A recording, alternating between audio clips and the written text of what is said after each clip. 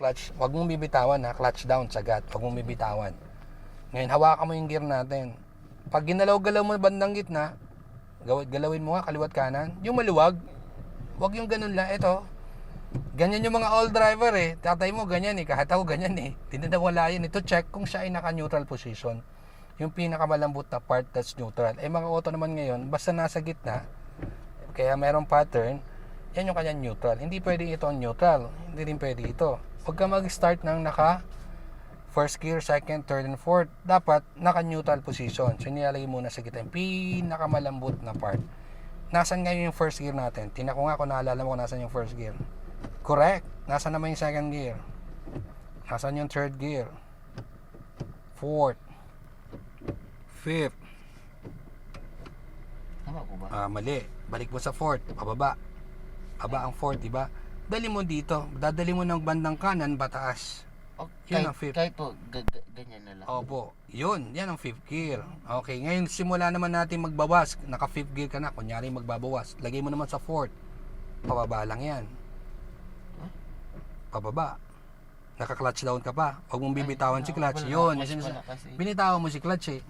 Hindi papasok ang gear selector pag binibitawan mo si clutch. So, kaya wag mong pigilan mo lang yun kasi nagka-practice tayo. I-clutch down mo lang yan, wag mo iangat. Balik tayo, ulitin natin. First gear. Second. Third. Bandang gitna. Fourth. Sa tapat lang niya. Fifth, dali mo sa bandang kanan pataas. May pattern naman yan. Yan ang fifth. Halimbawa magbabawas ka. Fifth down to fourth. Pababa. Fourth down to third. Tulak lang sa gitna. Second gear, halos malapit sa legs mo. Second gear. First gear, halos malapit sa tuhod mo. And neutral position. Meron pang isa, nasan si reverse? Yan yung reverse. In neutral mo ulit. Yun. So, nasa gitna. So, lahat ng auto naman natin may pattern. 1, 2, 3, 4, 5. Yung iba nga naman nandito reverse. Pero at least may pattern. May guide. So, ganyan ang ating manual transmission. Nagagagawa mo kasi nakatingin ka. Subukan kaya nating nakatingin ka sa malayo. Pero wag mong bibitawan yung clutch pedal kasi magpa-practice tayo. Clutch down ha. Tapos lagay mo sa first gear. Second. Third. Fourth. Fifth. Fifth down to fourth.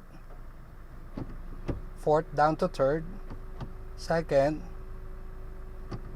First gear. Neutral position. Reverse kung atras na tayo. Neutral ulit. Okay, first gear. Second. First gear. Second. Third. Fourth. Second. First gear. Neutral. Reverse. Neutral. Alright. Di ba? Sarap pagkabisado. Walang tinginan kasi hindi pwedeng tumitingin kayo dito. Sa una, sa mga nagpa-practice, pumipitik kayo ng tingin dyan, pero habang tumiting matagal, huwag mo nang titingnan yan ha. Kailangan memorize natin yung ating gear selector kung saan natin dadalhin. So palalabasin talaga natin yung muscle memory natin pagdating sa mga manual transmission, lalo na sa ating mga Campio. Pero don't worry ha, kasi meron pong pattern. Stationary, pwede nyo pagpraktisan. Pareho ang ginagawa ni Jade, naka-clutch down lang habang pinapractice namin yung aming Cambio. Pwede naman ho yan habang pinapractice. Hindi pa naman ho kami magpapagalaw ng sasakyan. Dagdag driving tips and tricks sa ating mga student drivers. Drive and keep safe always and Happy New Year!